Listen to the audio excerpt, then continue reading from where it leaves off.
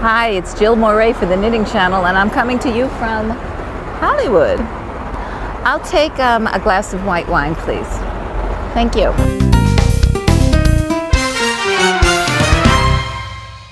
Hi, it's Jill Moray from the Knitting Channel, and today we're going to talk about how you get your yarn from a hank into a skein.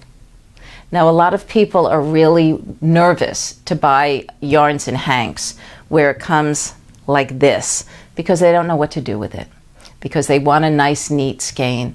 And I don't want you to shy away from these gorgeous hand-dyed or hand-spun yarns, because many times they come in a hank and it's very, very easy to get it into a skein. Now, you want a skein instead of a ball. Now, I don't know about you, but I remember my grandmother sitting with this on the back of a chair or my hands, and we went like this, and then you ended up with a ball.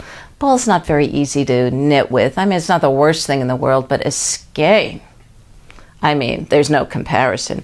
This comes beautifully out the middle. You see how much yarn you have. It's easy to travel with, and it's very easy to do by yourself. Now, some knitting stores actually have this equipment, and they will offer to skein it for you. So again, if you see some beautiful yarn and it's not in a skein, just a hank, please don't shy away. There's a way to make it happen.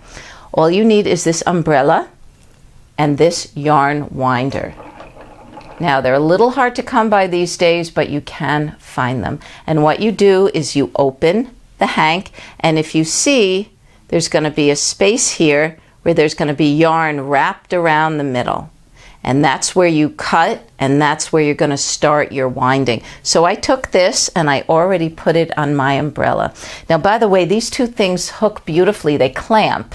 They have those screw clamps onto either the back of your desk or your table or your coffee table or your workspace or wherever. And I would say have a good 2 feet between the two, because as you're winding this you're going to see is going to spin around, and you want room for this, and you want a nice length so that it doesn't get caught up in each other, that each piece has the room, the personal space it needs to do its job correctly. This is also something really fun for your kids to help you with. Okay, so I have my end, and I'm going to put it in my yarn winder. Now, this yarn winder, I'll show you first, has this core thing, and it has a slit across the top, and that is where I'm going to secure my yarn. And that is what, when you take the core off, this is where you're going to start. Okay, so I'm going to put this back in my yarn winder, snap it in, and just turn it.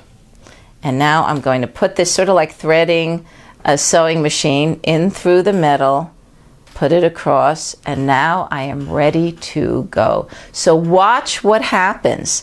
This is going to start to spin. This is going to start to wind. Your cat's going to go crazy, and everyone's going to have a good time. Now look at this. There it goes. Now sometimes the yarn goes underneath, so you want to keep an eye on this and not go too fast. So you make sure that everything is going nicely, especially if it's a delicate yarn. You don't want to go too quickly. Okay, now I'm on a roll. And I really want to keep an eye and make sure that this doesn't break, it doesn't catch on anything. Okay, so it's stopping. Why? Oh, okay. Now it's going. So it kind of self-regulates, which is pretty cool. Okay, and here it goes. Now, if you can see, look at how nicely. See, that thing is like going up and down and up and down.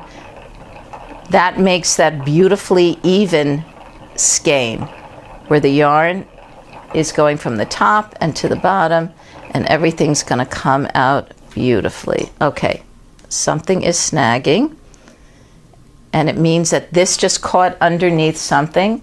Very easy to fix, and away we go. I listen to Adele now when I am knitting. Wow, aren't we lucky that she came into our lives? That song, Hello. Who would think I'm going to write a song about saying hello? I know it's more than that, but wow. So simple, so nice, so moving. I am so glad we have that option now. Did you see her concert live from New York? And her other concerts are like sold out in a few minutes. I hope I get to see her at some point. Wow. I used to love to see the singer-songwriters, the Jackson Brown and James Taylor and Joni Mitchell, Carly Simon. See them in concert, just they and their guitar. That's what Adele reminds me of. She writes her songs, she sings beautifully, there are no gimmicks. Oh, this is fun. And it moves you. So here we are. Here's our skein. I am going to lift it off on this core, and now I'm going to push the core down and hold on to that yarn that went across. Take that out. Clean this up. Okay, here's where it stopped. Here's the end of it rolling around, and here is where we start. And look at that. So here's what we started with. We started with this big hank. This unruly, what are we going to do with it, hank. And we ended up with this gorgeous, gorgeous skein. Now it's also up to you how large you want your skeins to be. Here's a smaller one. Here's a larger one. Some people like working with smaller skeins. There's absolutely no problem with breaking this up like this. Let me show you. This is a huge skein. But it's going to come out nicely. It's going to pull very smoothly and evenly, so I don't have a problem with that. But sometimes with the more delicate yarns, you want to get smaller skeins. So what's the moral of our story here? Don't let any kind of yarn scare you. You can work with anything. You can have a yarn store skein it for you, or you can do what I do and do it yourself. This is Jill Moray from the Knitting Channel. Enjoy your yarns. Enjoy every kind of yarn that you want to work with. And keep knitting with an open heart.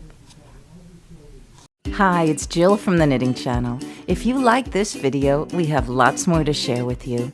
Just click the button and subscribe to theknittingchannel.com and like our Facebook page, YouTube channel, and Twitter and Instagram accounts. We're the Knitting Channel, knitters of every level who love to knit.